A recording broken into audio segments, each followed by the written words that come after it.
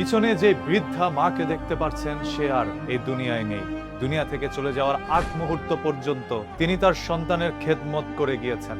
একজন মাই যে পৃথিবীর একমাত্র সন্তানের আশ্রয় কেন্দ্র, সেটার আরো একবার বাস্তব প্রমাণ দিয়ে গিয়েছেন এই বৃদ্ধা মা।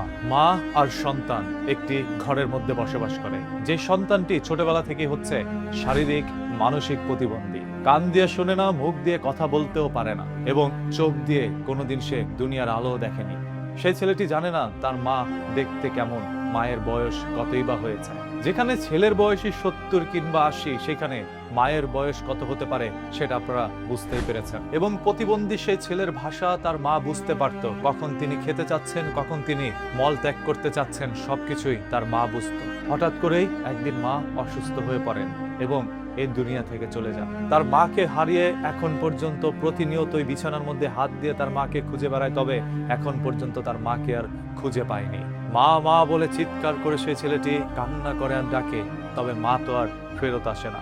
এই ভিডিওটি আমি এই জন্যই বানালাম যে আপনারা যেন বুঝতে পারেন যে পৃথিবীর একমাত্র আশ্রয় কেন্দ্র বা নিরাপদ স্থান হচ্ছে আপনার মায়ের কোল। যেদিন মাকে হারাবেন সেদিনই বুঝতে পারবেন এই পৃথিবী কতটা নিষ্ঠুর, কতটা নির্মম।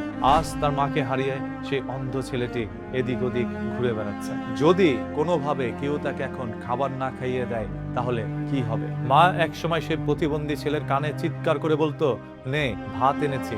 আজ তার কানে জোরে বলার মতো কেউ নেই। যেদিন তার মা পৃথিবী থেকে চলে যায় তখন পাশ থেকে অনেকে চিৎকার করে বলছিল, তোমার মা মারা গিয়েছে। তবে সেই কথাটিও ছেলে শোনেনি, কারণ তিনি কান দিয়ে বেশি একটা শোনেন। আল্লাহ তাআলা তার বৃদ্ধা মাকে জান্নাত নসিব করুক এবং ছেলেকে সর্বোচ্চ শক্তি ধারণ করার তৌফিক দান করুক।